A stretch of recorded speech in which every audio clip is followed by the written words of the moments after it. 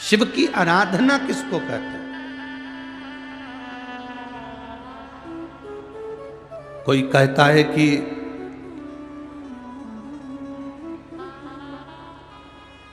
क्यों भटक रहे हो, क्यों जा रहे हो यहां वहां। हम कहते हैं तुम भटको भी मत, कहीं मत जाओ। तुम्हारे घर के नजदीक में जो शंकर का शिवालय हो, तुम्हारे घर के नजदीक में जो शंकर का मंदिर हो, शिव मंदिर हो, शिवालय हो, उस शिवालय में जाकर एक लोटा जल प्रतिदिन चढ़ाना प्रारंभ करो।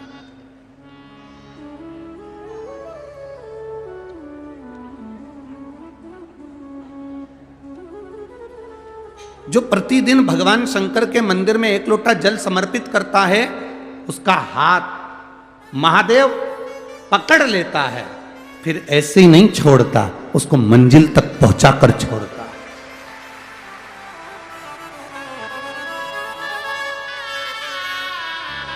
वो ऐसे ही नहीं छूट सकता।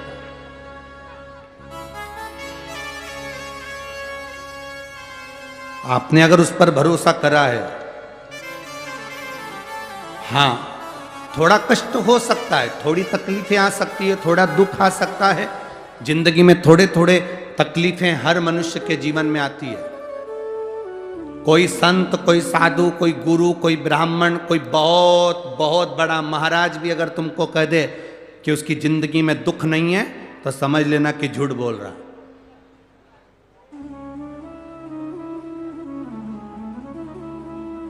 मेरे राम जी महाराज भी इस पृथ्वी पर जन्मे तो उनकी जिंदगी में भी दुख आया।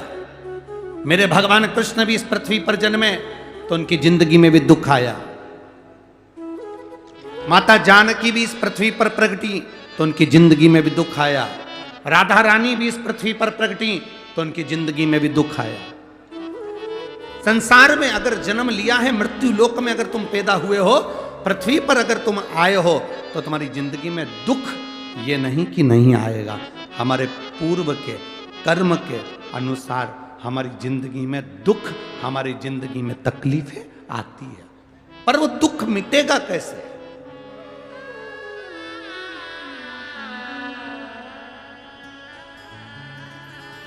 राम जी का दुख कैसे मिटा था? राम पथ गमन में जहां जहां चलकर देखो, चलो आपके पास में है पंचवटी, आपके पास में नासिक लगा हुआ है, पंचवटी लगी हुई।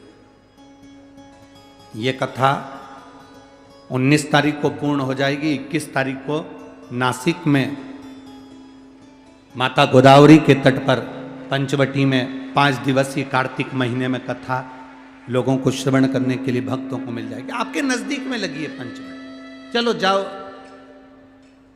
जितने राम जी महाराज अयोध्या से लंका तक गए, उसके बीच में जितने राम जी के मंदिर नहीं है, उससे अधिक शंकर जी के मंदिर हैं।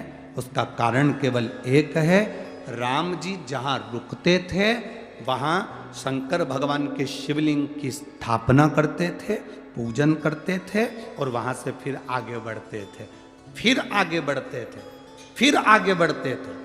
बिना शंकर की आराधना के, बिना शंकर भगवान को एक लोटा जल चढ़ाए बिना मेरे राम जी महाराज आगे बढ़ते ही नहीं थे। भगवान कृष्ण के जीवन का चरित्र उठाकर देखो। मेरे ठाकुर जी का नियम था, एक लोटा जल चढ़ाए बिना कृष्ण आगे बढ़ते नहीं थे। श्री दशरथ जी महाराज के जीवन चरित्र को उठाकर देखिए। सूर्य नारायण भगवान को जल और शंकर भगवान को जल चढ़ाए बिना दशरथ जी महाराज आगे बढ़ते नहीं थे। श्री जनक जी महाराज के चरित्र को उठाकर देखिए। एक लोटा जल चढ़ाए बिना जनक जी महाराज अपनी सभा में नहीं जाते थे।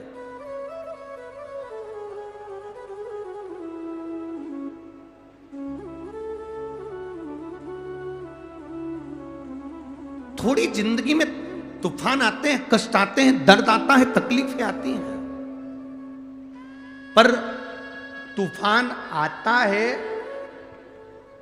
तो पता चलता है ना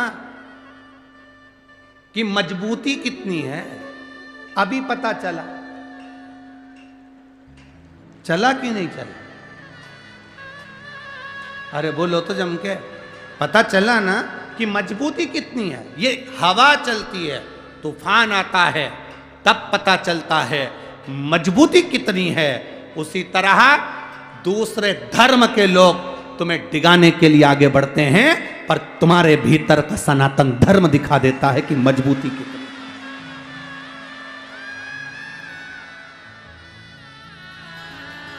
छत्रपति शिवाजी महाराज, जिनकी माता ने कहा कि बेटा सामने किला है और वो किला मुझे चाहिए, शिवाजी कहते हैं माँ क्या बात करती हो, ये किला वहाँ कितना कितना सैनिकों का बल भरा पड़ा हुआ है और मेरे पास में कुछ भी नहीं है, मेरे पास कुछ भी नहीं।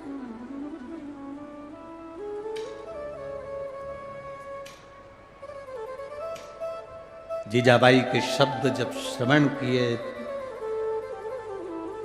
छत्रपति शिवाजी महाराज को छत्रपति का संबोधन स्वयं उनकी माता ने दिया है, स्वयं उनकी माता ने।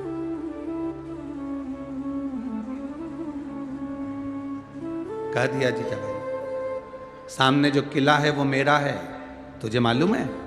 हाँ मां, मैंने सुना है, ये किला अपना है, फिर कब्जा दूसरे का है। छत्रपति शिवाजी ने कहा बहुत भारी सेना है उसके पास में, बहुत बल है उसके पास में, सेना प्रबल है उसके पास में, मेरे पास इतनी सेना नहीं है। मां ने कह दिया शिवाजी तेरे बस की बात नहीं है, मैं खुद जाऊंगी और किला लेकर आऊंगी। स्वयं शिवाजी ने सुना कि मां स्वयं किला लेने के लिए जा रही है, स्वयं किला।